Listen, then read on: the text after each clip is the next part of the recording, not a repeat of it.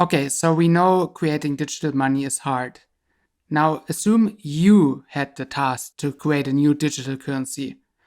How would you do it? For a currency, you need a way for people to transfer the money, store the money, and somehow get it in the first place. Think about it for a minute and pause the video if you want to.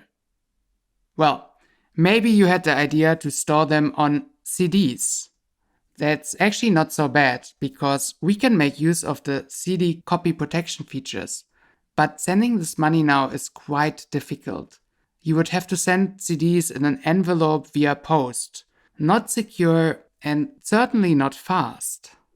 Okay, well, one other solution you might have come up with is to have some central agency generate the money when people deposit cash. And yes, the central agency is basically a bank, and people go to ATMs, deposit their money, and then it's digital. Great, so you already know how this works. The bank will store the deposited amount for every user, and when someone wants to transfer his money, they send the request to the bank. The bank processes the request by storing in the database an entry that says, for example, Alice sent $25 to Bob. By the way, a little side note here. When you have a girlfriend called Alice, like I actually do, you start to get really jealous of Bob. Like, why is she sending him $25 now? Oh, and if you didn't get this, just Google Alice and Bob to know what I'm talking about. But anyway, back to our example. The agency now has a long list of these entries saying A sent this amount to B. And it has to be an ordered list because imagine you have two entries coming to the bank at the same time, which would be something like Alice sent $25 to Bob as one, and Alice sent $25 to Charlie as the other one. But Alice only has $25 in her balance. Who gets this money, Bob or Charlie? So the bank has to keep a list of these entries, let's call them transactions, ordered by time. And actually it has to be strictly ordered, which just means no two transactions have the exact same time in this ordered list. So here, for example, the bank might have decided to put an earlier timestamp for the Alice to Bob transaction. It stores that transaction, but then would decline the transaction from Alice to Charlie because Alice doesn't have enough money anymore.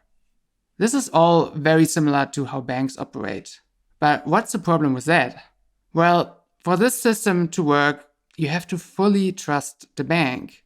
You have to trust them to not freeze your account, to actually process your transaction requests, to allow you to withdraw your money, etc.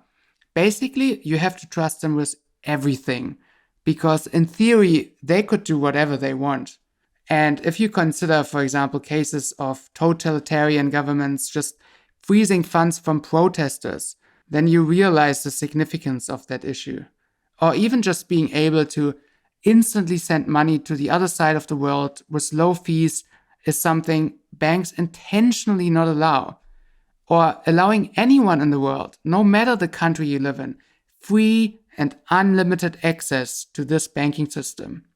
Trust is good, control is better, as the saying goes. So, how do we control the banks without requiring trust? Well, a better solution is one which doesn't rely on a central agency, or in other words, a decentralized system. This will allow for full transparency, being completely trustless and allowing anyone with an internet connection free access to it. So let's look at how to implement such a system in a decentralized way.